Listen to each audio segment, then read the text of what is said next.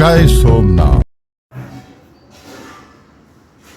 સાબરકાંઠા હિંમતનગર વિસ્તારમાંથી મહત્વની ઘટના સામે આવી છે અને આ ઘટનામાં પોલીસ જવાન અને આર્મી જવાન વચ્ચે વિવાદ સર્જાય છે અને આ વિવાદની ઘટના સીસીટીવી કેમેરામાં કેદ થાય છે તેમજ મોબાઈલ દ્વારા આ સંપૂર્ણ ઘટનાને કેદ કરવામાં આવે છે અને વિડીયો વાયરલ કરવામાં આવ્યો છે. સમગ્ર ગુજરાતમાં આ વિડીયો વાયરલ થયો છે અને આ વિડીયોના માધ્યમથી ચર્ચાનો વિષય ઊભો થયો છે. શું છે સંપૂર્ણ ઘટના?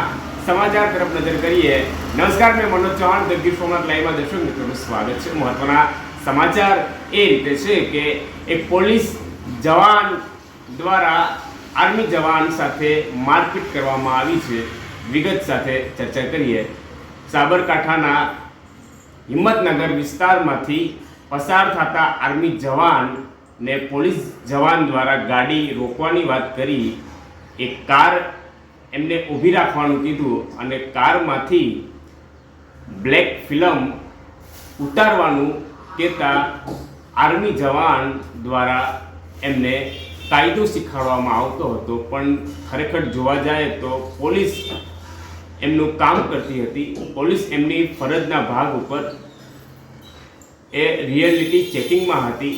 ત્યારે તમે કોઈને નિયમ ના બતાવી શકો, કાયદો ના બતાવી શકો, કારણ કે પોલીસ એની જગ્યાએથી કાયદાકીય રીતે અને સરકારના ગાઈડલાઇન્સ મુજબ, નીતિ નિયમ મુજબ એ કામકાજ કરતા હોય તો એમનું કેવું કરવું એ આપણા બધાની ફરજ છે અને આપણા બધાના નિયમમાં આવે છે.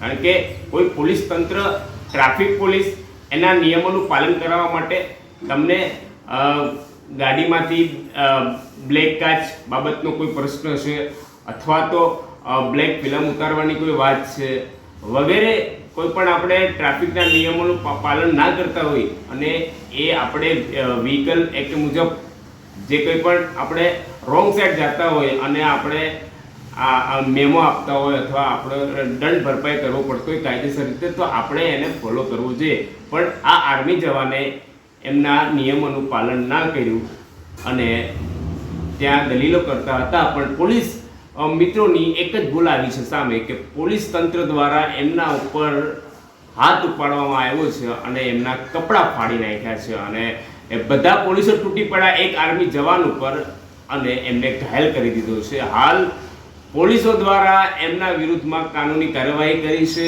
સાબરકાંઠાથી એસપી દ્વારા નિવેદન આવ્યું છે કે આ આર્મી જવાન દ્વારા ફરજ રૂકાવટ કરી છે એટલે એમના વિરુદ્ધમાં કાયદેસરની કાનૂની કાર્યવાહી કરવામાં આવશે. હાલ આર્મી જવાનની અટકાયત પણ થઈ ગઈ છે અને બીજી તરફ માજી સૈનિકો દ્વારા પોલીસ તંત્રને અને સરકારને સૂચન આપવામાં આવ્યું છે કે 24 કલાકમાં જે કોઈ પણ પોલીસ અધિકારી કર્મચારીઓ દ્વારા આર્મી જવાન વિરુદ્ધમાં જે રીતે વાણી વિલાસ કરવામાં આવ્યો છે તેમજ એમના ઉપર હાથ ઉપાડવામાં આવ્યો છે, એમને જે રીતે મૂંઢમાર મારવામાં આવ્યો છે અને જાહેરમાં જે આર્મી જવાનની બદનામી થઈ છે, તેથી એ પોલીસ કર્મચારી વિરુદ્ધમાં કાનૂની કાર્યવાહી નહીં થાય તો અમે 24 કલાકમાં ઉગ્ર આંદોલન કરશું. ગુજરાતના તમામ રિટાયરમેન્ટ આર્મી જવાનો મેદાનમાં ઉતરશે. આ બાબતે પ્રતિક્રિયા આવી છે આર્મી જવાન તરફથી, માજી સૈનિકો તરફથી.